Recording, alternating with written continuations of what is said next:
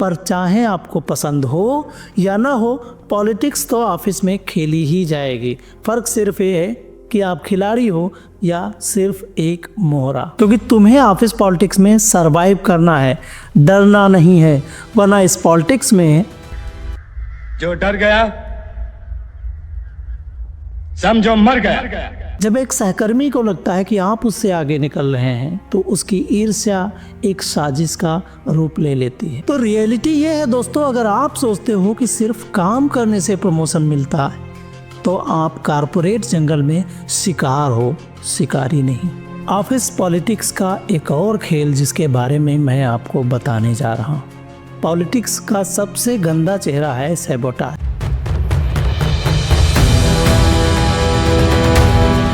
क्या आपको लगता है कि कॉर्पोरेट ऑफिस सिर्फ प्रोफेशनलिज्म और हार्ड वर्क से चलता है? अगर हाँ, तो आप अब तक का कॉर्पोरेट का सबसे बड़ा झूठ जी रहे हैं।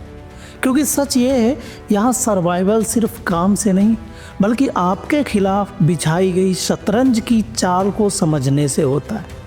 आपकी परफॉर्मेंस से ज़्यादा मैटर करता है आप किसे इम्प्रेस कर रहे हैं, किसकी टीम में है और कितना विजिबल है, मतलब काम का दिखावा। स्वागत है आपका इस हिडन बैटलफील्ड में जिसका नाम है ऑफिस पॉलिटिक्स।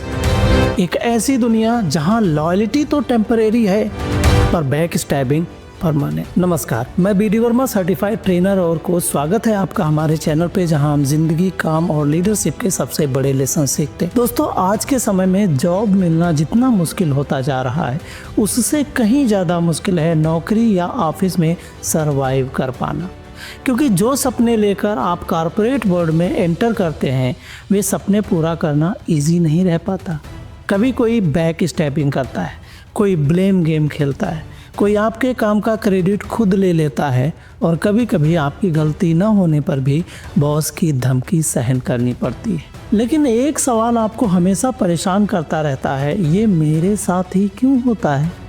अगर आप चाहते हैं कि आपके साथ ऐसा कुछ न हो और आप फुल स्ट्रेटजी के साथ आगे बढ़ें तो जल्दी से इस चैनल को सब्सक्राइब कीजिए, वीडियो को लाइक करके आपके उन दोस्तों को भी शेयर कीजिए जिन्हें आज इसकी बहुत आवश्यकता है। ऑफिस पॉलिटिक्स का मतलब है पावर प्ले, क्योंकि जिसके पास पावर है वही इसका पक्का खिलाड़ी। कोई अपनी पावर को सिर्फ पावर की तरह नहीं बल्कि अपने रिलेशनशिप्स और कम्युनिकेशन के लिए एक स्ट्रैटेजी की तरह इस्तेमाल करता है।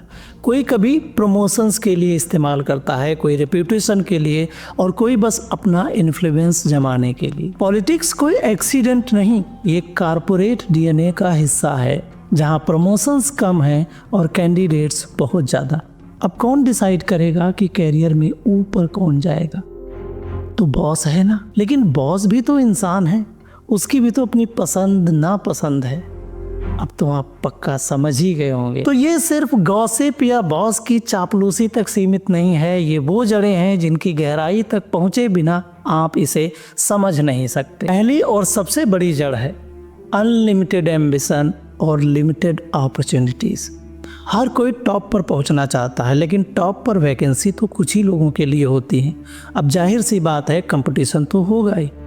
जब तरक्की का रास्ता सीधा नहीं रहता है तो कुछ लोग दूसरों का रास्ता काटने से भी नहीं हिचकिचाते। प्रमोशन, बड़ा बोनस, विदेश जाने का मौका, जब ये दांव पर लगे होते हैं तो इंसानियत बहुत पीछे छूट जाती है। और दूसरी जड़ है इनसिक्योरिटी एंड जेलसी। जब एक मैनेजर को लगता है कि उसका कोई टीम मेंबर उससे बहुत ज़्यादा काबिल है तो वो उसे खतरा मानने लगता है। जब एक सहकर्मी को लगता है कि आप उससे आगे निकल रहे हैं तो उसकी ईर्ष्या एक साजिश का रूप ले लेती है। आपका टैलेंट किसी और की इनसिक्योरिटी या जेलसी की वजह बन जाता है।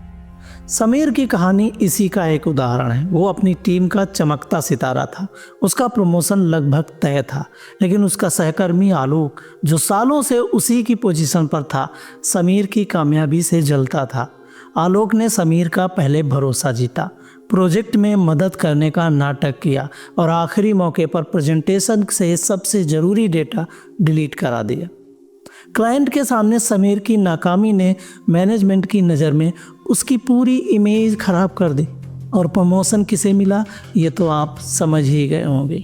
समीर की सालों की मेहनत और उसके टैलेंट आलोक की एक रात की साजिश ने बर्बाद कर दिया। तो रियलिटी ये है दोस्तों, अगर आप सोचते हो कि सिर्फ काम करने से प्रमोशन मिलता है तो आप कारपोरेट जंगल में शिकार हो, शिकारी नहीं। ऑफिस पॉलिटिक्स का एक और खेल जिसके बारे में मैं आपको बताने जा रहा हूँ। पॉलिटिक्स का सबसे गंदा चेहरा है सैबोटाज, यानी एक एम्प्लॉय का दूसरे को गिराना या नीचा दिखाना। और एक ये भी सच है कि हर हाल में आपको इस बात को स्वीकारना होगा कि कॉलीग्स आपके दोस्त नहीं होते बल्कि कंपटीटर्स होते हैं, क्योंकि यही कॉलीग्स आपको कई तरीके से सैबोटाज करने के लिए तैयार रहते हैं। जैसे क्रेडिट चोरी करना, आपके आइडिया को, आपके प्रेजेंटेशन को मीटिंग में अपना बता देना, आपके बारे में रूमर फैलाना, झूठ फैलाना कि आप कामचोर हो, बिल्कुल लॉयल नहीं हो, जानबूझकर आपके साथ डेटा शेयर न करना ताकि आप फेल हो जाओ, प्रोजेक्ट फेल होते ही गलती आपके सर पे मर देना, आपको आइसोलेशन में डाल देना, आपको इम्पोर्टेंट मेल्स डिस्कशन से बाहर कर देना, फेक फ्रेंडशिप रखना, आपके सामने हंसना, आपकी सारी बातें जानने की कोशिश करना और पीछे से आपकी जॉब को रिस्क में डाल देना। और कभी कभी तो ये आपके कैरेक्टर पर सवालिया निशान लगाना नहीं भूलते। एक और काल्पनिक कहानी से समझते हैं। अब आप मीरा को ले लीजिए। मीरा एक शानदार मैनेजर थी और जल्द ही डायरेक्टर बनने वाली थी।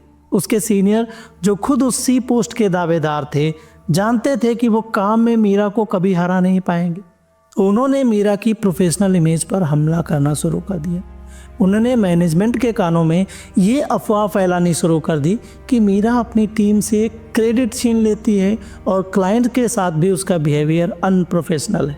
उन्होंने मीरा को जानबूझकर कुछ ऐसे प्रोजेक्ट्स दिए जिनका फेल होना तय था और फिर उस नाकामी का पूरा ठीकरा मीरा के सर पर फोड़ दिया। यहाँ पर सीनियर्स ने पॉलिटिक्स करके एक होनहार एम्प्लॉय के कैरियर पर सवाल खड़े कर दिए। दोस्तों, ऑफिस में सबसे खतरनाक हथियार लैपटॉप नहीं होता है, गॉसिप होता है। और ये हथियार अक्सर वही चलाते हैं जो काम कम पॉलिटिक्स ज़्यादा करते हैं। अब एक सवाल आपके मन में और आता होगा कि पॉलिटिक्स का सबसे बड़ा शिकार होता कौन है? अरे वही एम्प्लॉय जो देर रात तक काम करता है, वही जो जेन्युइनली टीम बिल्ड करना चाहता है, वही जो सारे रूल्स फॉलो करना चाहता है। लेकिन होता क्या है, उसका क्रेडिट कोई और ले जाता है, प्रमोशन किसी और को मिल जाता है और अंत में या तो वो रिजाइन कर देता है या चुपचाप टॉक्सिक सिस्टम में घुटता रहता है। एक आईटी कंपनी में नेहा एक टैलेंटेड एनालिस्ट थी, लेकिन हर बार उसका बॉस उसका क्रेडिट किसी और को दे देता था जो बॉस का बहुत फेवरेट था। 3 साल बाद नेहा ने रिजाइन कर दिया। कंपनी ने एक ब्रिलियंट माइंड खो दिया सिर्फ ऑफिस पॉलिटिक्स की वजह से। एक क्वेश्चन आपसे मैं पूछना चाहता हूँ, क्या आपके साथ कभी ऐसा हुआ? मेहनत आपने की हो और स्पॉटलाइट किसी और ने ले लिया। कमेंट में बताइए, शायद आपकी स्टोरी भी किसी और की आंखें खोल सकती है। अब असली सवाल, ऑफिस पॉलिटिक्स गंदी चाल है या जरूरी स्किल? जब आप किसी को गिरा कर आगे बढ़ते हैं तो ये है डर्टी पॉलिटिक्स, और जब आप स्मार्टली नेटवर्क बना के ऑफिस में अपनी विजिबिलिटी बढ़ाते हो तो ये है कारपोरेट स्किल। जो लोग कहते हैं कि मुझे पॉलिटिक्स पसंद नहीं, मैं यहाँ सिर्फ काम करता हूँ, वो खुद को इस गेम से बाहर भले ही करना चाहते हो, पर चाहे आपको पसंद हो या ना हो, पॉलिटिक्स तो ऑफिस में खेली ही जाएगी।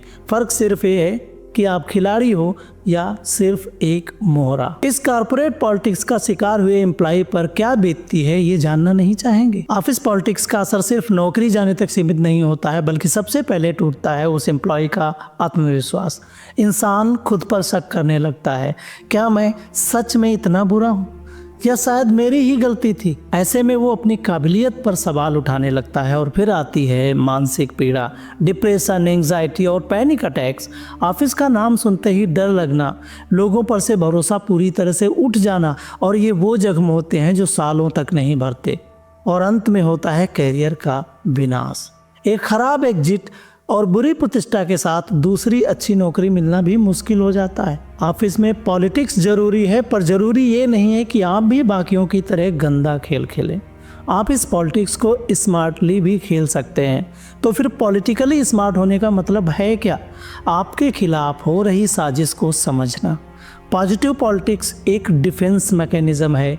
ये एक हुनर है ये जानने का कि ऑफिस में पावर का सेंटर कहाँ है, कौन है जो सबको इन्फ्लुएंस कर सकता है, किस पर भरोसा किया जा सकता है और किससे सावधान रहना है, और सबसे ज़रूरी बात अपने काम और सेल्फ रिस्पेक्ट को कैसे बचाना है। कॉर्पोरेट पॉलिटिक्स का मतलब दूसरों को मारना नहीं है, बल्कि खुद को बचाना और आगे बढ़ना है। अब आते हैं मेरे ओपिनियन पर। मेरा मानना है कि कॉर्पोरेट में ये पॉलिटिक्स हमेशा रहेगी। ये सिस्टम का हिस्सा है, इससे भागा नहीं जा सकता। तो सवाल ये नहीं कि इससे बचे कैसे, सवाल ये है कि इसमें स्मार्टली सरवाइव कैसे करें। तो ये कुछ टिप्स हैं जो आप फॉलो करें और स्मार्टली खेलें ऑफिस पॉलिटिक्स। हर काम, हर इंस्ट्रक्शन को डॉक्यूमेंट करें, ईमेल पर भेजें और उसे फॉलो अप करें। हर कोई आपको वर्बली कहने को कुछ कहता है तो उसे ईमेल भेजकर कंफर्म करें। साजिश करने वाला सबूत नहीं छोड़ता है, पर आप तो छोड़ें। नंबर 2, आपने अक्सर सुना होगा कि अपना काम खामोशी से करो, सफलता खुद शोर मचा देगी। पर यह कॉर्पोरेट वर्ल्ड में नहीं चलता। यहाँ पर तो वो फिट बैठती है कि जो दिखता है वो बिकता है। अपनी प्रोसेस और अपनी सफलताओं के बारे में मैनेजर और ज़रूरी लोगों को नियमित रूप से अपडेट करते रहें। वीकली रिपोर्ट भेजें।